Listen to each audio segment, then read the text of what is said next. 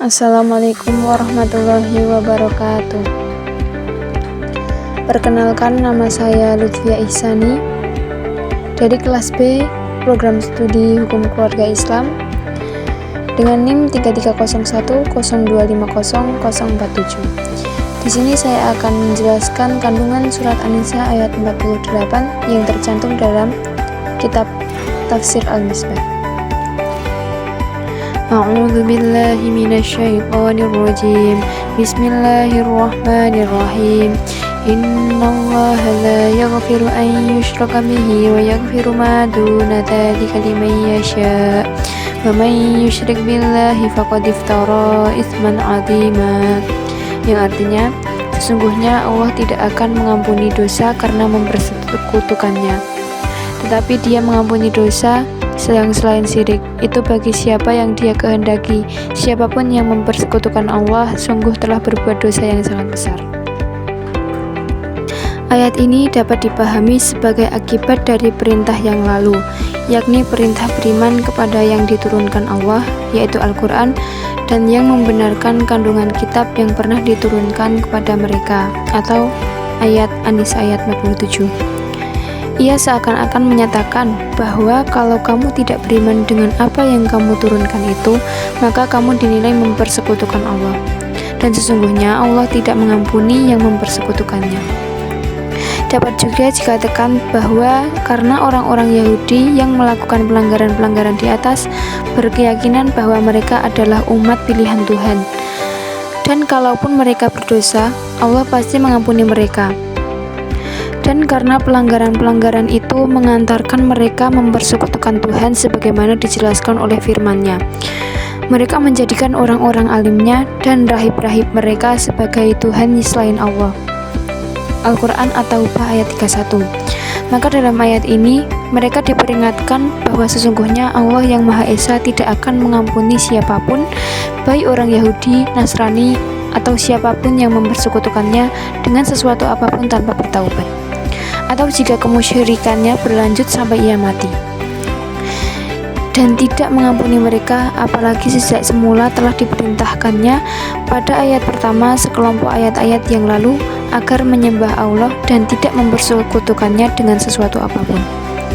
Dan adapun selain syirik, maka Dia mengampuni segala dosa selain itu, baik dosa besar maupun kecil, baik yang bersangkutan memohon ampun maupun tidak, tetapi itu semua bagi siapa yang Ia kehendakinya dan berdasar ketetapan dan kebijaksanaannya.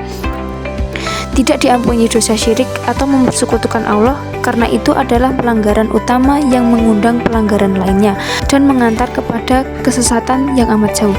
Karena itu, barang siapa yang mempersekutukan Allah pada masa lalu, kini atau yang akan datang, maka sungguh ia telah berbuat kebohongan dengan sengaja kepada Allah. Dan kebohongan itu merupakan dosa yang sangat besar. Firman-Nya, sesungguhnya Allah tidak akan mengampuni dosa syirik dan Dia mengampuni dosa selain itu. Bagi siapa dikehendakinya, menunjukkan bahwa dosa syirik merupakan dosa terbesar karena bukti-bukti keesaannya sedemikian gamblang dan jelas terbentang di alam raya, bahkan dalam diri manusia itu sendiri. Allah Subhanahu wa Ta'ala telah menciptakan manusia dalam keadaan memiliki potensi untuk mengenalnya dan memenuhi tuntunan-tuntunannya. Jika Anda duduk termenung seorang diri menghalau hiruk-pikuk kehidupan duniawi, maka satu dorongan akan terasa dalam jiwa Anda untuk berhubungan dengan satu totalitas wujud yang tidak terbatas. Itulah dorongan fitrah manusia untuk berhubungan dengan Allah. Itulah fitrah yang dinyatakan olehnya sebagai fitrah Allah yang telah menciptakan manusia atas fitrah itu. Tidak ada perubahan atas fitrah Allah. Itulah agama yang lurus, tetapi kebanyakan manusia tidak mengetahui. Quran Surat Ar-Rum ayat 30. Itu juga yang disyaratkan oleh Rasul. Setiap manusia diciptakan dalam keadaan membawa fitrah kesucian atau kepercayaan kepada Tuhan yang Maha Esa, tetapi kepada orang tua atau lingkungannya yang menjadikan ia Yahudi, Nasrani, atau Majusi. Hadis riwayat Bukhari. Selanjutnya, karena dosa ini berkaitan dengan zat Allah serta substansi yang amat menentukan dari akidah Islam, bahwa hubungan manusia, bahkan makhluk dengan Allah adalah hubungan penghambaan diri secara tulus kepada yang Maha Esa. yang berarti ada penghambaan diri dengan mempersekutukannya, maka sangat wajar bila Allah tidak mengampuni pelaku syirik, karena tiada penghambaan diri kepadanya yang dapat lahir dengan mempersekutukannya.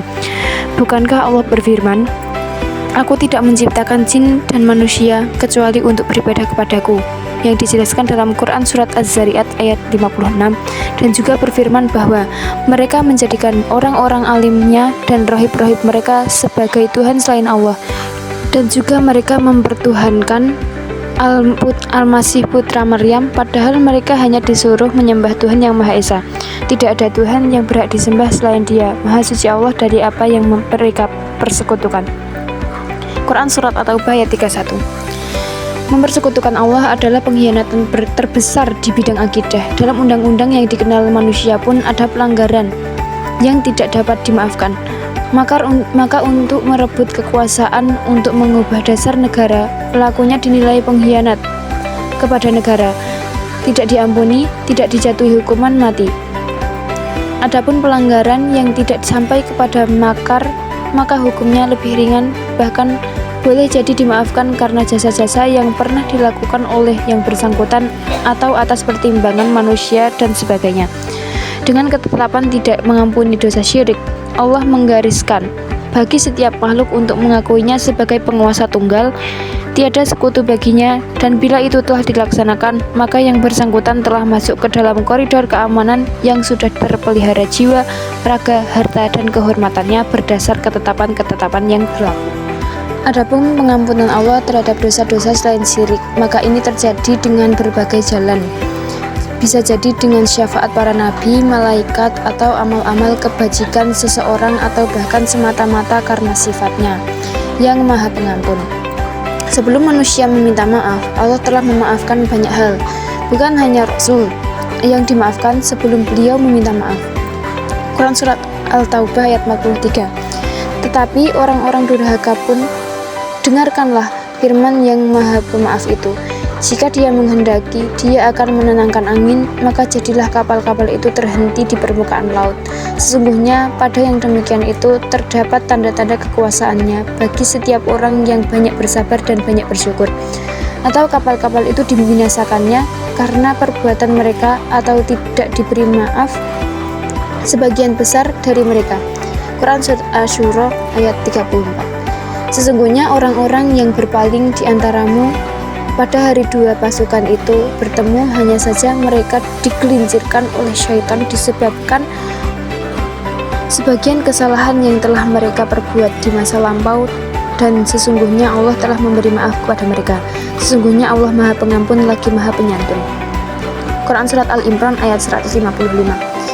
Firman-Nya, "Wa yaghfiru ma duna dzalika liman yasha." Dan Dia mengampuni yang selain dari itu bagi siapa yang Ia kehendakinya, merupakan syarat sekaligus peringatan setiap pelanggar untuk tidak mengandalkan sifat pengampunan Allah atau berdalih dengannya untuk melakukan pelanggaran. Memang seandainya semua pelanggaran syirik itu diampuninya, maka tidak ada lagi arti perintah dan larangannya. Batal juga ketetapan agamanya, serta tidak berguna pendidikan ilahi yang menuntun manusia ke jalan kebaikan. Dalam Quran Surat An-Nisa ayat 116, ayat yang serupa dengan ayat 48 ini dikemukakan lagi. Di sana Allah berfirman, sesungguhnya Allah tidak mengampuni dosa mempersekutukannya, dan Dia mengampuni dosa yang selain dari syirik itu bagi siapa yang Dia kehendaki. Barang siapa yang mempersekutukan sesuatu dengan Allah, maka sesungguhnya ia telah tersesat sejauh-jauhnya. Ayat ini dikemukakan dalam konteks siksa ukhrawi, sedangkan ayat 48 di atas dikemukakan dalam konteks ancaman siksa duniawi. Demikian Tobat-Tobai dalam tafsirannya. Cukup sekian dari saya. Wassalamualaikum warahmatullahi wabarakatuh.